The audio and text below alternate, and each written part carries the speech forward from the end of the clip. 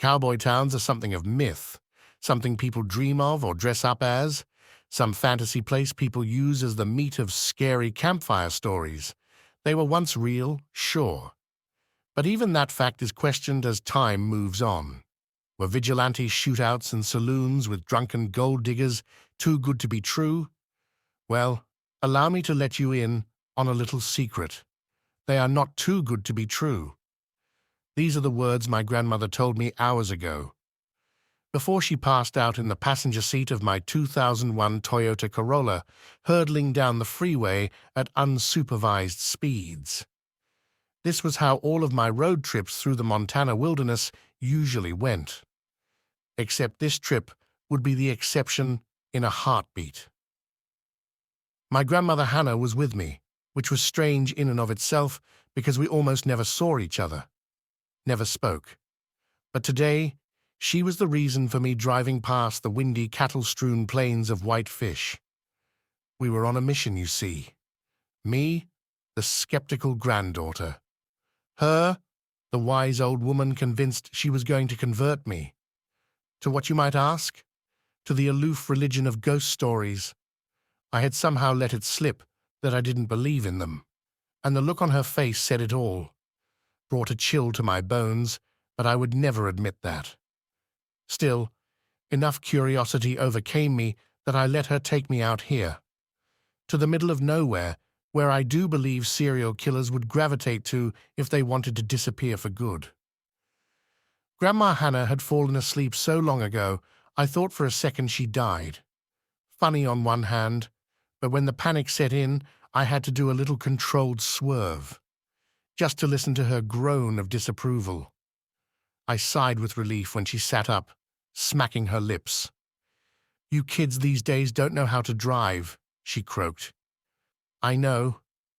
I stared back ahead. I let my hands relax around the wheel, unaware of how tight they had become. Grandma Hannah looked out too.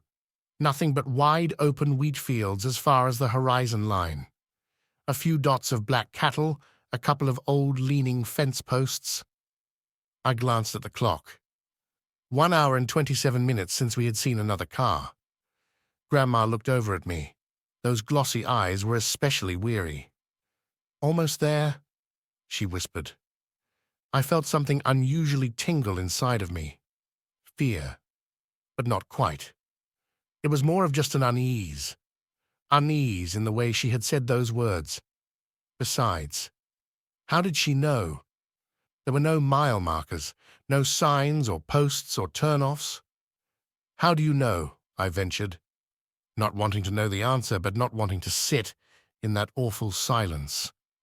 She hesitated. I could feel it. For long enough, I didn't think she would answer. Some things you just don't forget. Now I can confirm the second she said that it was indeed fear knotting up my stomach. All in an instant, regret became a very real thing in my mind. Maybe we should turn back. Maybe we should have brought a gun. Still, this woman is a fiend with timing. She pointed a knobbly finger to the right, told me to turn, and sure enough, there was a long dirt road, half grown over with wildflowers and dead wheat. I turned, slowly. We must have driven down that road for another hour. It never seemed to end, a constant loop endlessly chugging towards the blue horizon. My anxiety only grew, especially watching my grandma's eyes stay pinned to a particular spot, one that slowly came into view, inch by inch. I stopped the car suddenly, slamming the brakes, and I could hardly hear my grandma protesting through my heart, pounding in my ears. I could hardly hear anything, see anything, other than that monstrous sight before us. I had dead-stopped the car about 200 yards in front of the house. If you could even call it a house, that is. The thing looked older than our country, weathered beyond recognition.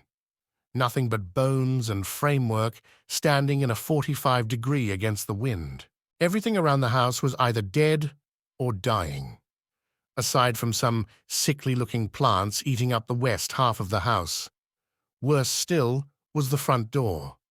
thrown from its hinges, resting in some suspicious dirt pile nearby. Every window was shattered, glass sparking in a 20-foot radius. I looked over at my grandmother.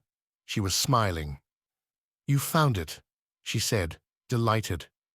I couldn't find the words as she exited the vehicle, marched towards the ungodly sight. I fumbled with the keys and closed the car door behind me. My legs felt like lead, and I couldn't tear my eyes from the house.